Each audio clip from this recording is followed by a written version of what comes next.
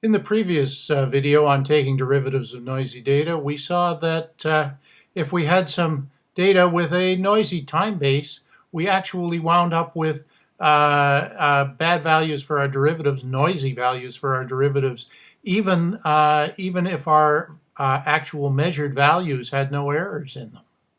So, for example, we got this noise when we were just looking at the time base having some variability in it. We saw that we had variability in the actual values of our milliseconds or microsecond measured time base. And down here we saw that when we used actual microsecond timing, even with our values being perfect, we got some noise in the second derivative. And particularly, even if we took many time steps to average over, we were still getting lots of noise. So let's see what would have happened if instead of taking 5 steps to average over here, we'd only taken 1 step to average over. What do we get? We get a real mess here. So we could probably improve on that somewhat by smoothing our data. We've previously looked at this exponential smoothing approach, which allows us to use this function, which you've seen in previous videos, to just smooth off the edges of the data. And we can use a time constant to characterize that smoothing to get some of the noise out of the data. So let's start by exponentially smoothing that data. We'll take our microsecond base time base, our v values that we started with, and we'll make them smoother with a time constant of 4 milliseconds. So whatever is happening here, it's happening a lot more slowly than 4 milliseconds. And then we'll take the derivative of the smooth data. Once we've got the derivative, the v prime of that smooth data, we'll smooth the v prime data and then take the second derivative of that smooth v prime data. And let's see what comes out there. And again, we're just doing one time step for each of those differentiations. Sure enough, if we do that calculation, we've got relatively low noise, or at least relatively low noise compared to this.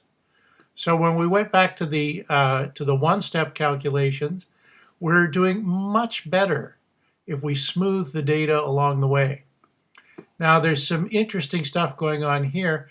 The smooth value of the velocity is not quite correct early on, and as a result, the smooth value of the acceleration is not quite correct early on. So we need to be a little suspicious of these values when we're just initializing our calculation. But later on, it's working pretty well. So let's try smoothing over a longer time. Let's go up to 10 milliseconds for our smoothing time.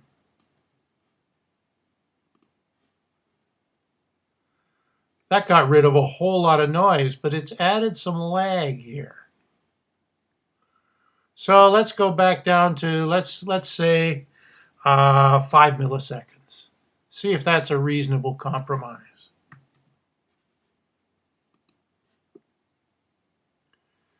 That's still got a fair bit of noise in it. Maybe we might want to average over some more time steps. If we average over 2 time steps, that should reduce the noise somewhat. And it is taking down the noise quite a bit. Let's try 3 time steps.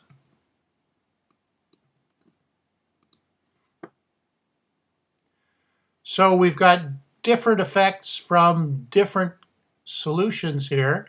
We're changing the approach that we're using to do our calculations, and we're getting better and better. We're zooming in on something that looks like it's going to do a pretty good job of calculating this acceleration, this second derivative. So we can probably shorten that a little bit too. We can go back down to, let's try 2 milliseconds and see if we get rid of some of that lag. Oh, we got rid of some of the lag, but we picked up quite a bit of noise. Let's go back up to 4 on that.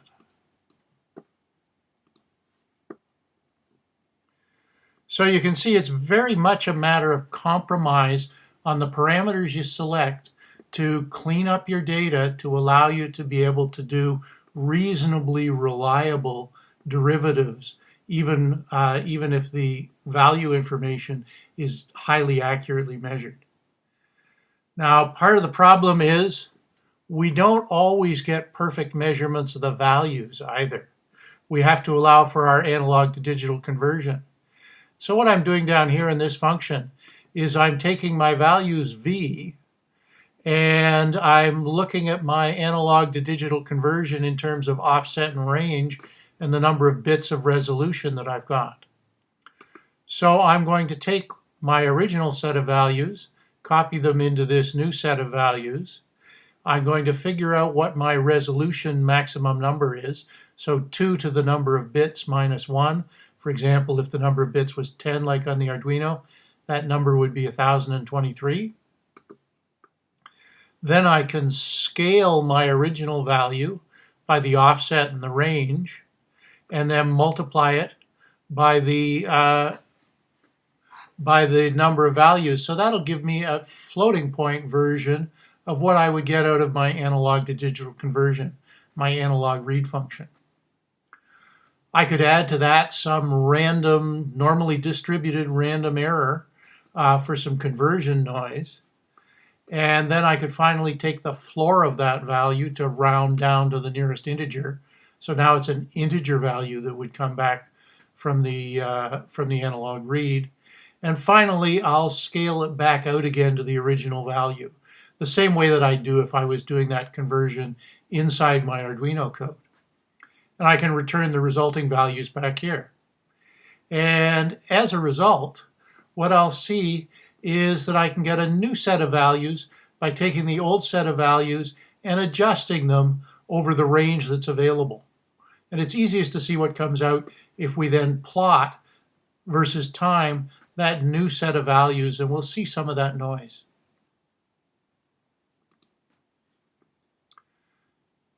So here we see some data with some noise. That's these values down here. And you'll notice now it's got a little bit of noise on it, discrete values associated with the analog to digital conversion. We'd be pretty happy about that as individual values when we did our measurements before. But now let's see what happens if we use that to do some derivatives.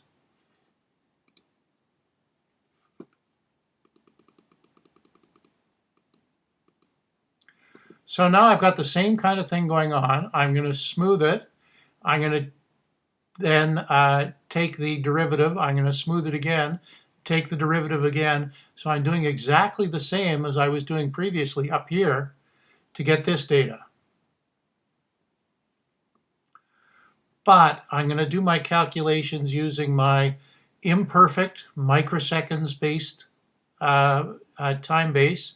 And I'm going to do it using my imperfect data that's been converted on the analog to digital conversion. And I'm going to see what happens. And let's start off with values the same as we were using up here to get something that looks pretty good.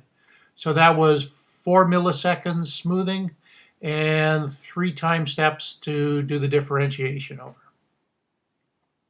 So 0.04.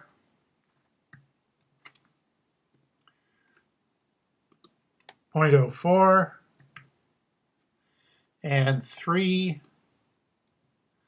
and 3, and let's see what happens. Yikes, that data is not looking anywhere near as good as we might have hoped.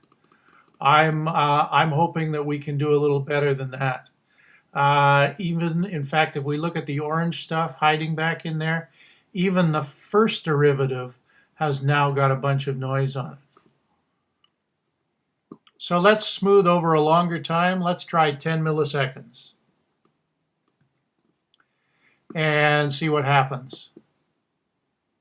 It's better, but we're getting some lag built in there. Let's try doing it over some more time steps.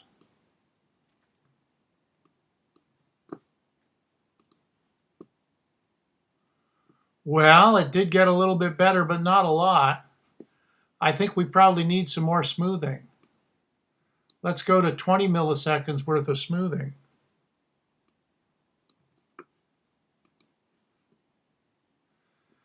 That's getting considerably better, but it's lagging behind in time. So what you're going to need to do whenever you're trying to deal with data like this, where you're trying to take derivatives, is you're going to have to find some way to improve the quality of that data, to reduce the amount of noise. Because every time you take a numerical derivative, you amplify the noise that was on the original values by a huge factor. So this is causing us a lot of difficulty here. The best thing to do is, if you can, try to avoid taking more than one derivative. For example, I can get a really good approximation here of what the velocity is, what the first derivative is, even if I can't get as good an approximation here of what the second derivative is. So keep all of that in mind when you're trying to calculate derivatives from your experimental data.